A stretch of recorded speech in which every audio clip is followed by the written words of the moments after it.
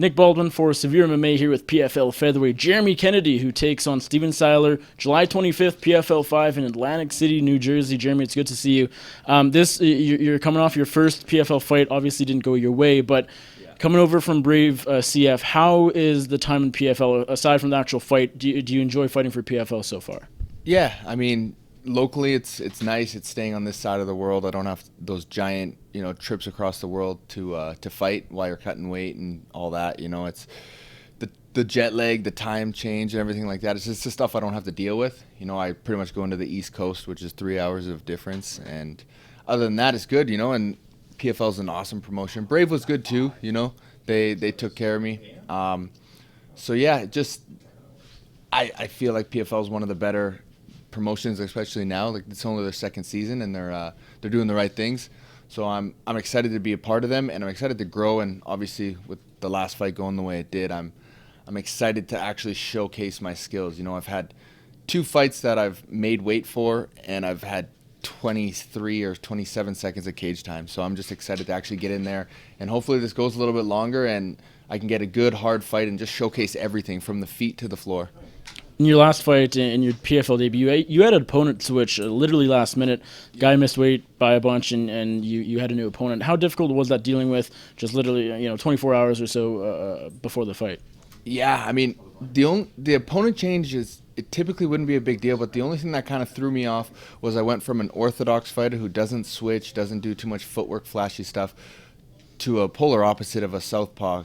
So it's that kind of threw me off, but there's no excuses. You got to be ready for that stuff. I mean, it's not ideal for anybody to deal with, but it literally can happen. It's happened in the UFC. It's happened PFL last season. It's happened. So you just got to be willing to fight anybody. It's just how everything played out was not ideal. What did you learn from that fight? What are the takeaways?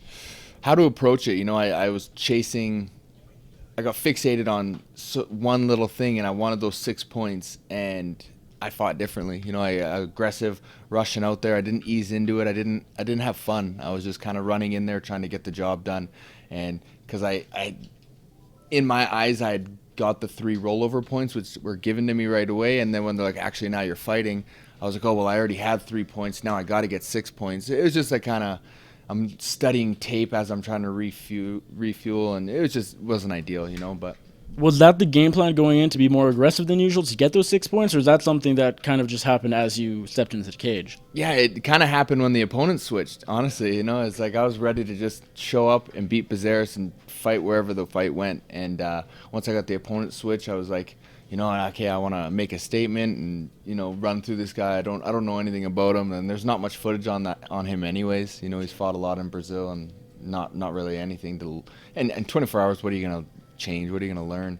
It was just, I just started incorporating more southpaws into my camp, and taller guys, just different styles, wrestlers, everybody, because there's something of everything in this tournament, and I got to be willing to fight any of them at any given time. So it's fair to say the mentality is sort of back to how it used to be going to the second PFL fight. Exactly. The mentality is like my UFC fights, like my Brave fights. It's one fight in front of me. There's no points, there's no nothing, and I look at that afterwards. You can't be denied anything if you win. Like Andre Harrison has came out and said, he's like, I don't care about points, I just want to win, and it works for him. It's even if you win with 3 points, you're doing better than these guys who risk it all for 6. Maybe that's not what the points in the seeding's going for, but that's I've learned firsthand that's the approach I want to take. Is just win these fights at all cost. You're taking on Steven Siler, PFL 5 at the end of this month in New Jersey. He's been around a long time. He's a veteran, a lot of experience. Last year, he came very close. He was in the finals. He had a lot of come-from-behind victories. Tricky guy. What do you make of him? Yeah, he's durable, and he's exactly that. He's a come-from-behind, but I just think, lightning doesn't strike however many times. It's funny that his run last year was pretty crazy with this real come-from-behind against the Russian guy with the triangle, and then the unfortunate fights with Almeida, both of them actually, and then it's just he's a guy who's always going to be there. So I'm just ready, but I think anywhere the fight goes, I'll be winning. If we're on the feet, I'm going to be outstriking him. if we're wrestling, I think that's where the clearest advantage will be, especially up against the cage and my mat returns and my pinning and just cage control and clinch. And then if we're on the ground, I'll be on top of him, out grappling him. I've got good top pressure and smothering him. And I just think, anywhere the fight goes, it'll be me in the dominant position, and I just have to be aware of everything, aware of little punches, aware of little stuff off the bottom and little submissions and stuff like that. I just have to be cautious and fight calm and not aggressive. Is the pressure on? Because with both of you falling short in your debuts this season, I think you have to win this fight, both of you, to make the playoffs. Pressure on more than usual? Any fight, it's win or lose, and I don't want to lose ever, so it's the pressure's always on for every single fight. It's just more so the PFL debut. Like I've worked so hard to get there, and I just want to fight, and I want a nice, good performance. I can't control what happens in there, but I just can control my own performance and how I show up, and if I'm in shape, and do my job, and that's what I'm going to do every single time. And I can't focus too much on the what ifs. It's just I go out there and perform, and with a good performance comes a win, and I can't focus on a win or a loss, because I can't control what happens in there.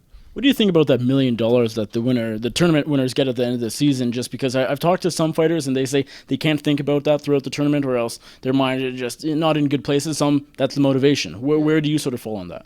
I mean, that was my motivation at first, but now it's more just winning fights. Like I got to go back to that. I'm a competitor, when it comes down to it. Like the money's great, but I want a good record. I want to be ranked high in the worldwide, and I want to have recognition, for all my hard work. The money's nice to have, but I'll be paid accordingly all the way through. So I'm not really looking at that angle. I'm looking at being, 14-2 and being 15-2, 16-2, 17, just beating these guys that are all, good records and ranked highly. And I just want to be known as one of the best, so that's what's more my motivation. The money's just going to be the cherry on top. Should you make it to the playoffs and make it past the quarterfinals and to the semis, some fighters get a chance to fight twice in one night. Is that something you're looking forward to? Something you're a little worried about? Because I don't think you've ever done that before. Not many fighters have. Is that something you are anticipating, or a little concerned about what will happen with that? No, I'm not concerned. I think that's just cool. It's part of the journey, man. Not a lot of people get to, especially this day and age, to do an MMA tournament, especially in one night. It's in here in Las Vegas, Mandalay Bay, so I think that's just more excitement than anything. We're all going to be going through it. So, I mean, it all depends how that first fight goes. Going into the second fight, you can't really control any of that stuff. It's just going to be cool to be a part of it. And, fighting twice in one night, sign me up. Get paid twice, get to fight two people. And it's just all part of you're going to look back at this and be like, being part of a tournament in 2019, it's pretty rare. So I'm excited about that. I want to go back a couple fights in your career. Of course, you had 4 in the UFC. How would you describe your time in the UFC, and how did it go from your point of view? Yeah, I was younger, and I wasn't really enjoying it. I was just so much pressure on winning, and I was undefeated and all that kind of stuff. And I wish I could go back and do it again. At my mindset now and my skill set now, and training at a bigger gym with higher level opponents, you realize that it's like, I can hang with any of these guys, and I'm training with the guys that are in the main events and co-main events of the UFC and ranked top 5 and stuff like that. So it's a little bit different mentality than training back home at my smaller gym, but it shows the level of, competition and just the opponents and everything like that on the regional scene. And just all my training partners back home, it shows that they're all breaking through and making it into the UFC now and ONE FC and all that stuff too. So it was just like I was kind of ahead of the game a little bit by a few years. And it went my way. I went 3-1 in the UFC, and I enjoyed it. And it was kind of cool to travel around and have that experience. And still, I'm only 26, and I've fought all over the world, and I'm a UFC vet and all that stuff. So I still got lots of time. I got, in 5 years, I'll be 31 and breaking my physical prime, but I'll have, 30 plus fights by then and fought in all these more organizations. And it's just, I got youth and experience. And I think that's what separates me from a lot of these guys. You're focused on PFL now, of course, but as you said, you have many, many years in front of you. Are you hoping to get back to the UFC one day, or do you not really care at this point?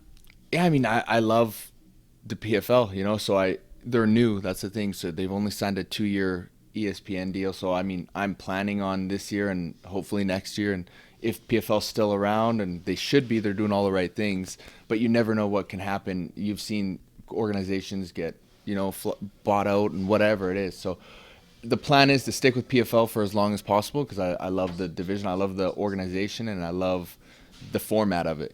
But if UFC becomes an option down the road, in a couple of years from now, sure. I mean, going out to one championship, that's another thing. Bellator's right there. There's options outside of the UFC, but the UFC is obviously the easiest. It's at home and it's comfortable. It's mainstream. It's household names. But PFL, that's something that it can be in a few years, and I would love to stick and build with PFL. So I got lots of options. Sure. How is it training down here in Las Vegas at Extreme Couture? Are you living here full time now, or just doing your camps here? Do you go back to BC?